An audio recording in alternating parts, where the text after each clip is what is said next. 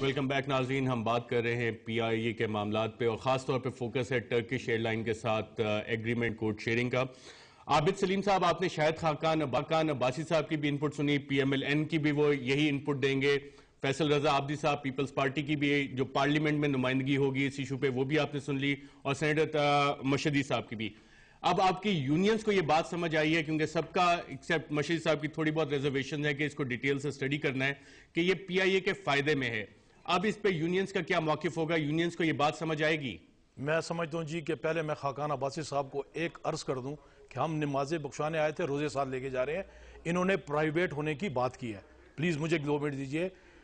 بے نظیر شہید کے زمانے میں آغا جعفر صاحب کی قیادت میں جب وہ ان سے ملے تھے تو انہوں نے یہ کہا تھا کہ پی آئی اے کبھی پرائیویٹ نہیں ہوگا. میں یہاں بیٹھ کے پورے پاکستان میں بات کرتا ہوں کہ اگر پرائیویٹ بھی ہوگا تو امپلائیز اس کو خریدیں گے، کونسل اس کو خریدے گی. یہ جو ہم نے کمیٹی بنائی ہے جس میں تمام عابد صاحب میرا سوال آپ سے بڑا فوکس ہے، we are running short of time، اس کا جواب دے دیجئے گا. نہیں میری پلیز، کیونکہ میں یہاں نمائندہ ہوں اور میری عرض ہے آپ سے کہ ایک نیا ایشو چھڑ گیا ہے. یہ پارلیمنٹ کے نمائندے بیٹھے ہیں، ٹائم ہمارے پاس کم ہے، جلدی بات کریں. اچھا سر، میں یہ کہتا ہوں کہ جیسے مشہدی بھائی نے کہا ہے اور فیصلہ کہ ہمیں ایک بریفنگ دی جائے اور ہمیں بھی اعتماد میں لیا جائے، لیکن میں پرائیویٹ کے حق میں نہیں ہوں. اگر دینا ہے تو پھر پی آئی اے امپلائیز اس کو خریدے گی جیسے کہ این سی بی کو خریدا تھا.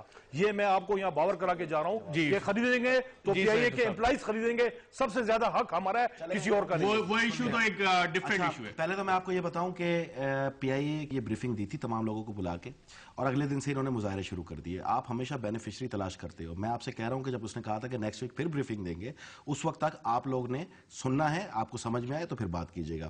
لیکن اگر یہ تمام چیزیں ہو رہی ہیں تو پھر ہمارے پاس بھی اطلاعات ہے کہ کوئی نہ کوئی بینیفیشری ہے. کسی نہ کسی ایئر لائن کو بڑی تکلیف ہے اس معاہدے سے. کس ایئر لائن؟ بالکل ہے، گلف کی 2-3 ایئر لائنز ہیں. وہ چاہتی ہیں کہ یہ جو یہ نمائندگی ہے یا یہ جو بھی صورتحال ہے یہ ان کے ساتھ ہو. تو جب پوری ایئر لائن پوری دنیا میں وہ پیسنجر سمیٹ تھی تو ان کو پی آئی اے یاد نہیں آئی. خود 5 اسٹیشن ہمارے پاس لے لیے ایک شہر کے اندر، ہمیں آج بھی 213 پہ رکھا ہوا ہے. تو یہ پیچھے بہت سارے لوگ کار فرما آئیں گے، وہ بھی آئیں گے سامنے. لیکن جو 2 چیزیں بتاتا چلوں، نہ تو کوئی ملازم نکالا جائے گا، سوال ہی پیدا نہیں ہوتا، نہ کسی کی سیلری کم ہوگی، سوال ہی پیدا نہیں ہوتا. اور ان 5 روٹس کے علاوہ جو نقصان میں تھے کوئی روٹ اس ایئر لائن کو جائے گا نہیں، علاوہ اس کے کہ اس سے 106 روٹ ہم نے اٹھائے. سینیٹر فیصل رضا عابدی صاحب یہی پریزنٹیشن میں 4339 لوگوں کو 2014 تک یہ کون سی تاریخ کو یہ پریزنٹیشن؟ یہ پارلیمنٹ کی آپ کی کس تاریخ کی ہے؟ سینٹ کی آپ کی، یہ سینیٹر طارق عظیم صاححب کو دی گئی ہے. کس تاریخ کی؟ یہ لاسٹ ویک کی پریزنٹیشن. مجھ سے پوچھیں، میں بتاتا ہوں. مینجمنٹ کا یہ کام ہے. اس کی وجہ کیا ہے؟ ہم اس کو کہتے ہیں نقصان کم کرو. 470 ایک منٹ نہیں، پوری بات سنیں. 470 ملازم آپ نے توپ دیے تو وہ اپنی طرف سے صحیح دے رہا ہے، اور میں آپ کو یہ گارنٹی دے رہا ہوں ان کو مزید تیارے دیں گے تاکہ یہ یوٹیلائز کر سکے. ایک بھی ملازم پی آئی اے سے نہیں نکلنے دیں گے. یہ پیپلز پارٹی کی پالیسی نہیں ہے کہ کسی ملازم کو باہر کرے. ہاں، آپ اس کی یہ پالیسی دیکھیں اس کے بجائے کہ 3100 ڈیلی ویجز کو اس نے کنفرم کرنے میں فوری طور پہ ہاں کی. جس سے اچھا خاقان عباسی صاحب ویری کوئکلی، پی آئی اے کی مینجمنٹ کمپیٹنٹ ہے اس وقت؟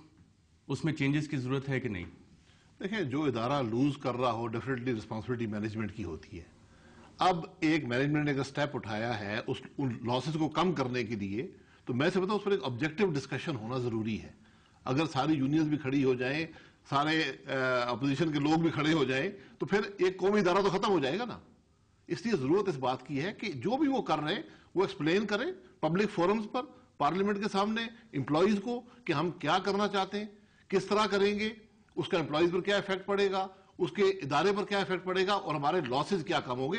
میں تو ایک سرسری ابھی یہ ڈاکومنٹ دیکھا ہے اور میں آپ کو حقیقت سے کہتا ہوں کہ پی آئی اے کے لاسز اس سے کم ہوں گے. مشہدی صاحب ویری کوئکلی، مینجمنٹ پی آئی اے کی اس وقت کمپیٹنٹ ہے، اس میں چینجز کی ضرورت ہے کہ نہیں؟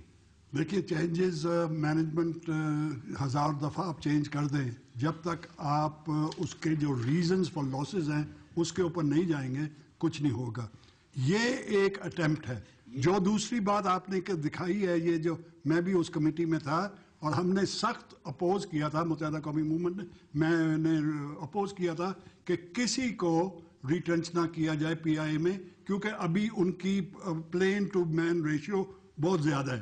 تو 425 لوگ ہیں ایک ایئرکرافٹ پہ، دنیا میں شاید 225 ہیں. اور یہ ریزن فار لاس کہہ رہے تھے، مگر ہم نے یہ کہا اور یہ میری پروپوزل تھی کہ آپ ایسے کریں کہ جب ان کی نیچرل لائف میں وہ ریٹائرمنٹ ہوتے جاتے ہیں تو پھر آپ کریں. دوسرا اس میں پرابلم آ گیا تھا پروونشل آٹونومی کا اور پروونشل ریپرزنٹیشن کا. بلوچستان اور انٹیریئر سندھ انڈر ریپرزینٹڈ تھے. تو انہوں نے یہی ڈیسائیڈ ہوا تھا کہ جی let the normal retirement take place, اور جب ہائرنگ نہیں کریں گے صاحب ریزنز فار لاسز پہ ہم لوگ مزید بات بھی کریں گے. کسی کو نکالا نہیں جائے گا. میں آپ کو دے رہا ہوں فلیٹ لون اور تمام اس کے اندر ہر چیز کی ڈیٹیل موجود ہے. 10 سال کی حکومت پاکستان نے اس کو کوئی سپورٹ نہیں کی. 107 بلین کا اس نے آپریشن پروفٹ اٹھایا, اور آپ کا شاہد خاقان عباسی صاحب, آپ کا سینیٹر مشید صاحب, آپ کا, اور عابد سلیم صاحب, آپ سب کا پروگرام رپورٹر میں شرکت کا شکریہ. ناظرین, سینیٹر مشید صاحب نے بات کی ریزنز فار لاسز جاننا چاہیے. آئندہ PIA پہ جو ہم پروگرام کریں گے رپورٹر میں, اس میں ریزنز فار لاسز جاننے کی کوشش کریں گے. آج کے لیے اتنا ہی, اجازت دیجیے گا, اللہ حافظ.